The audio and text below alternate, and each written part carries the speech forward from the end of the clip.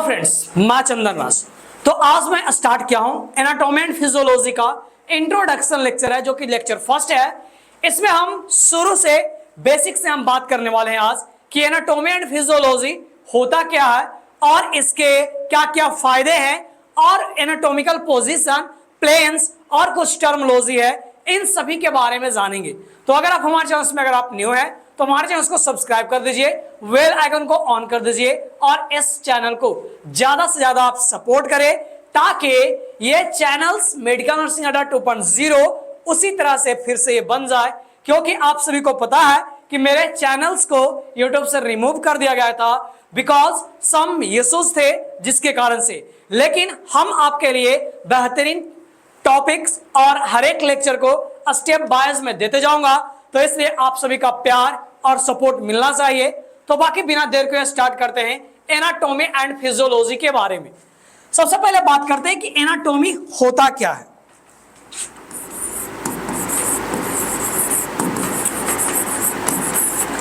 Anatomy and physiology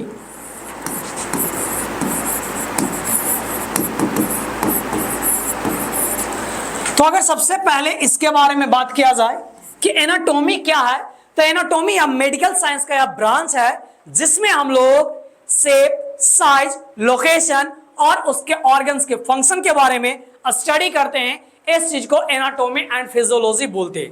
बोलेंगे it is the branch of medical science in which we study about the shape, size, location and function of a organ and organ system is known as anatomy and physiology। जैसे आप सभी ने 11th में human anatomy and physiology के नाम से आप लोग स्टडी किए थे। तो यहां पर लिखेंगे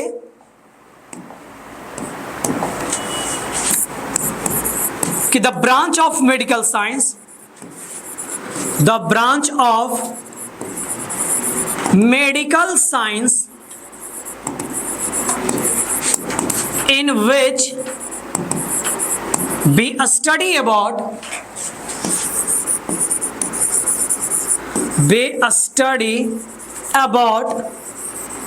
shape, size, location and also function of a organ is known as anatomy and physiology. ये हम लोग नॉर्मली अगर डिफिनेशन की बात करें जिसके बारे में जाने। अब बच्चों लोग यहां पर सबसे इंपॉर्टेंट ये समझना जरूरी है कि ये जो एनाटॉमी एंड फिजियोलॉजी है,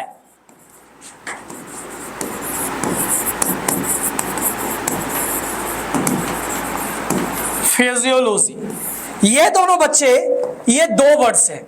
ओके, सबसे पहले बात करेंगे एनाटॉमी के बारे में।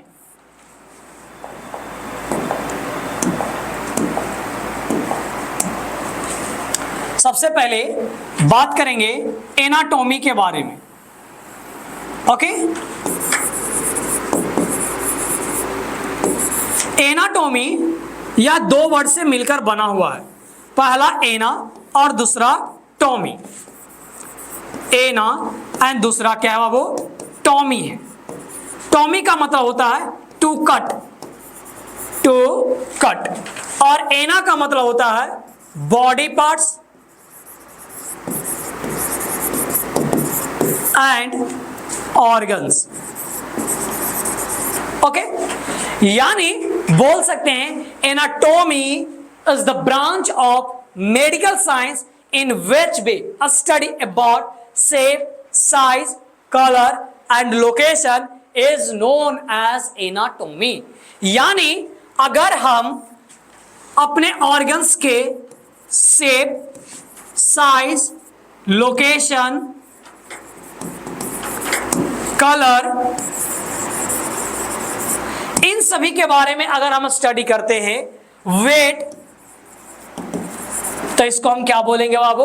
एनाटॉमी बोलेंगे। अगर सेकंड बात बोला जाए फिजियोलॉजी के बारे में, फिजियोलॉजी कहने का मतलब एक्टिविटी। ओके, यानी अगर हम कोई भी ऑर्गन्स है, बॉडी पार्ट्स है, उसके फंक्शन के बारे में जब हम स्टडी करते हैं तो उस चीज को हम क्या बोलते हैं? फिजियोलॉजी बोलते हैं।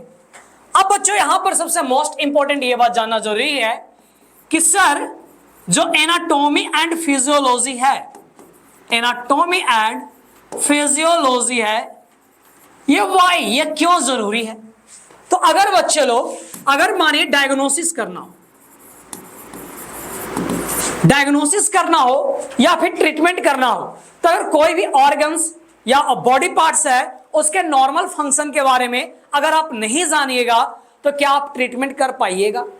अगर कोई बोले कि मेरा हाथ टूट चुका है, अगर आपको नॉर्मल पता ही नहीं है कि इसका शेप क्या होता है, कहां से बेंड करता है, कहां पे कौन सा ऑर्गन लोकेटेड है, तो क्या आप ट्रीटमेंट कर पाइएगा? डायग्नोसिस कर पाइएगा? संभव है? क्या फिजिकल एग्जामिनेशन कर पाइएगा? नहीं कर पाइएगा। तो कोई भी चीज को अगर डायग्नोसिस ट्रीटमेंट करना है तो सबसे पहले उसका basic normal function, shape, size, location, looking कैसा दिखता है, इन सभी को जानना मोस्ट इंपॉर्टेंट होता है। तो इसी चीज को हम क्या बोलते हैं? एनाटॉमी एंड फिजियोलॉजी के नाम से जानते हैं। आपको समझ में आ रहे हैं? तो प्लीज आप हमारे चैनल को सब्सक्राइब कर लीजिएगा, बेल आइकन को ऑन कर लीजिए, ताकि हमारे इसी चैनल पे आप back to back number wise से सभी लेक्चर को देखते जाए, ताकि आपको कोई भी टॉपिक ना छूटे और एग्जाम में आपके लिए बहुत ही इजी हो जाए। समझ में आ रहे हैं? चलिए, तो अब जो मैं बात करने वाला हूं इंट्रोडक्शन के बाद से, कि जैसे आप सभी समझ गए कि एनाटॉमी फिजियोलॉजी क्या है, तो यह मेडिकल साइंस का ब्रांच है जिसमें हम स्टडी करते हैं इसके शेप, साइज, लोकेशन और उसके फंक्शन के बारे में। तो इस चीज को हम क्या बोलते हैं? एनाटॉमी एंड फिजियोलॉजी बोलते हैं। अब यहां पर एनाटॉमी फिजियोलॉजी में कुछ टर्म है, जैसे एनाटॉमिकल टर्म के बारे में पढ़ेंगे और फिजियोलॉजी टर्म के बारे में, सरफेस एनाटॉमी के बारे में, ह्यूमन स्केलेटन। अब जैसे हमारे जो बॉडी है ह्यूमन एनाटॉमी फिजियोलॉजी में, उसमें स्टडी करेंगे स्केलेटन सिस्टम के बारे में, मस्कुलर सिस्टम के बारे में, डाइजेस्टिव सिस्टम के बारे में, कार्डियोवास्कुलर सिस्टम के बारे में, blood circulation and lymphatic system, respiratory system, excretory system and nervous system, reproductive system, endocrine system, इन सभी के बारे में ऑल टू ऑल हम बात करेंगे। तो ये जो मैं यहां पर दिखा रहा हूं, जिसमें सबसे पहला जो इंट्रोडक्शन था, इसके बारे में मैंने अभी बात कर लिया। अब यहां पे सबसे इंपॉर्टेंट चीज ये जानना है बच्चे लोग कि जैसे अगर आप हमें देख रहे हैं तो क्या देख रहे हो? फ्रंट व्यू से देख रहे हैं। तो अगर पूछा जाए कि कोई भी एनाटॉमिकल बॉडी है तो उसका इंटीरियर क्या है, पोस्टीरियर क्या है, सुपीरियर क्या है, इंफेरियर क्या है, मीडियल क्या है, तो इन सभी टर्मोलॉजी को भी समझना मोस्ट इंपॉर्टेंट है। तो सबसे पहले उन सभी के बारे में भी हम चर्चा करेंगे। तो सबसे पहले यहां पे एनाटॉमिकल पोजीशन कहते किसको है? बोला गया when a person stand straight and erect as looking forward with arm and forearms kept by the side of the body and hands are kept directed to the front, he is said to be standing of the anatomical position। कि अगर कोई person आपके forward सामने में दिख रहा है, हाथ दोनों साइड में है और सीधे से खड़ा है, तो इसको क्या बोलते हैं? एनाटॉमिकल पोजीशन बोलते हैं। यानी एनाटॉमिकल पोजीशन में वो पर्सन क्या है? Stand up. समझ में आया? अब बात करेंगे मिड लाइन के बारे में। इससे पहले कुछ टर्मोलॉजी है, उसके बारे में पहले जान लीजिए ताकि आपको बेहतर आसान हो जाए।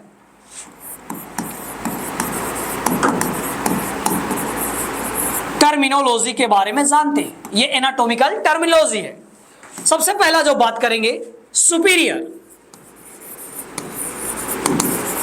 सेकंड बात करेंगे इंफेरियर, थर्ड बात करेंगे एंटेरियर, फोर बात करेंगे पोस्टेरियर, फिफ्थ बात करेंगे पेरिफेरल, सिक्स्थ बात करेंगे डिस्टल, सेवंथ बात करेंगे प्रॉक्सिमल,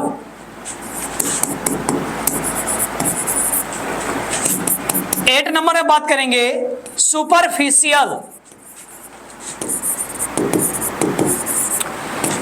तो इन सभी को अगर समझना है तो सबसे पहले इस बॉडी को आप देख लें और ताकि आपको आसानी से आपको समझ में आ जाए।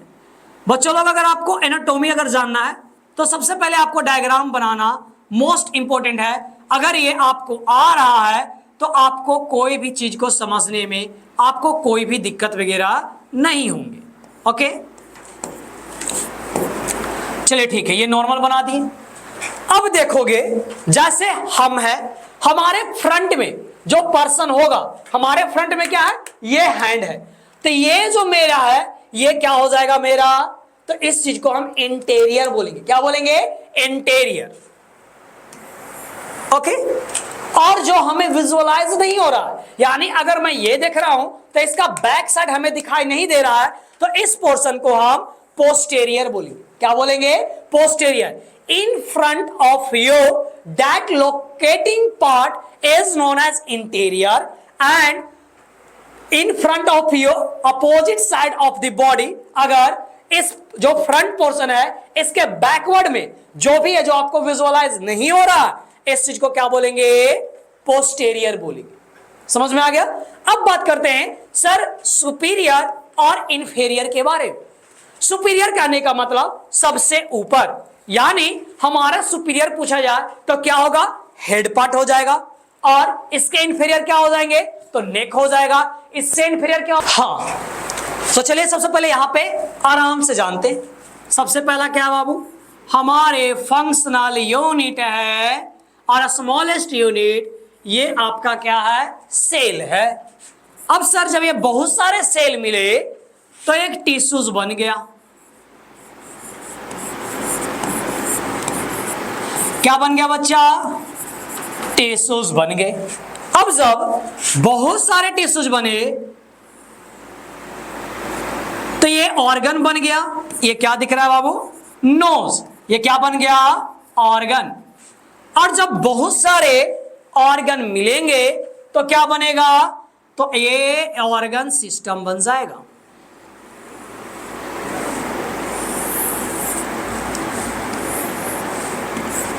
ये क्या हो गया बाबू, ऑर्गन सिस्टम। यानी नोज, ये आपका ट्रैकिया, ये लंग्स, तो ये क्या बन गया, रिस्पायरेटरी सिस्टम बन गया। रिस्पायरेटरी सिस्टम बन गए। और जब यही पूरा बहुत सारे सिस्टम मिल जाएगा तो एक अच्छा सा ऑर्गेनिज्म बन जाएगा।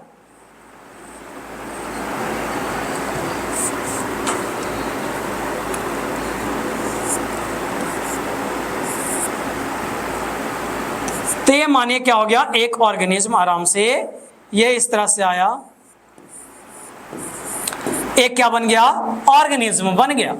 तो यही बताए थे आपको कि सबसे पहला बहुत सारे सेल मिलेंगे तो टिश्यूज बनेगा, टिश्यू मिला तो ऑर्गन बना, और ऑर्गन बहुत सारे मिले तो ऑर्गन सिस्टम बना। ये हमारे बॉडी का फंक्शनल कैसे ऑर्गेनाइज हुआ है, बना है, जिसके बारे में बताना है। तो उसके बारे में मैंने जस्ट अभी बात की। अब बाबू हम वन वन करके कुछ कुछ सिस्टम है उनके बारे में जानते चलते हैं, जो कि आप बचपन से पढ़ते आए हो। सबसे पहले डाइजेस्टिव सिस्टम। डाइजेस्टिव सिस्टम क्या है, किसमें फूड के डाइजेशन के बारे में, अब्जॉर्प्शन के बारे में, इन सभी के बारे में स्टडी करते हैं, तो इसको डाइजेशन बोलते हैं। दूसरा है रिस्पायरेटरी सिस्टम।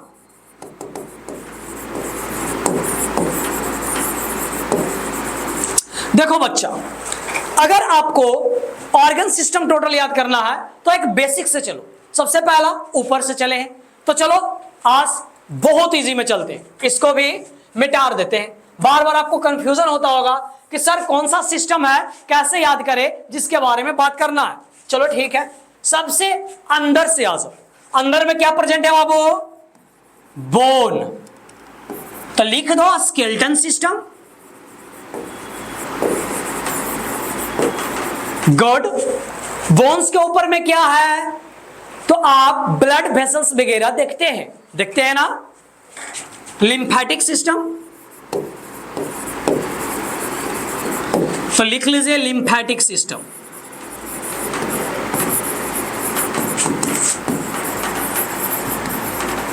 उसके ऊपर में क्या देखते होंगे, तो मसल्स रहता है। तो क्या हो गया बच्चा, मस्कुलर सिस्टम। उसके ऊपर में क्या है बाबू, स्किन है। तो ये क्या हो गया, इग्यूमेंट्री सिस्टम।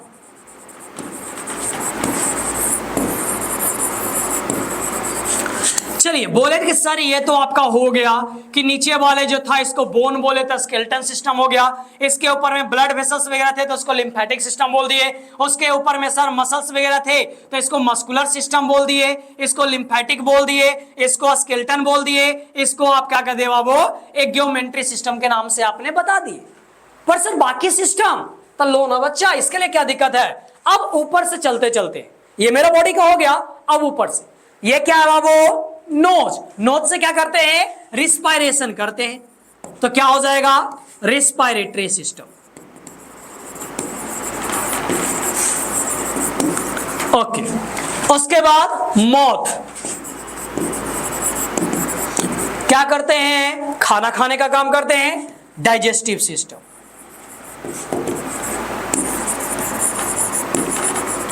उसके बाद नीचे की ओर आइए, यहां पे क्या है, हार्ट है आपका। हार्ट क्या करता है, ब्लड को पंप करने में काम करता है, यानी सिंपल से बोल सकते हैं सर्कुलेटरी सिस्टम।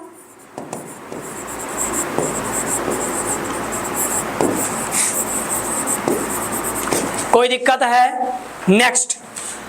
अब यहां पहुंच गए, आगे की ओर बढ़ते चले गए, तो अब क्या है, आगे में जब बढ़िएगा तो बहुत सारे ग्लैंड वगैरह है आपके, यहीं से ग्लैंड स्टार्ट हो जाता है।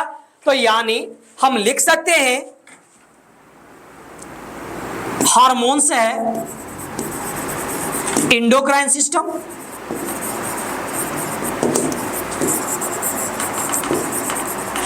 कोई दिक्कत बच्चे। अब बात करते हैं जन्म, जैसे खाना वगैरह खाए होंगे, डाइजेस्ट हुआ होगा, एनर्जी आपको मिल गया, तो कुछ तो रिलीज होता होगा, वेस्ट प्रोडक्ट। क्या बच्चे लोग, वेस्ट प्रोडक्ट।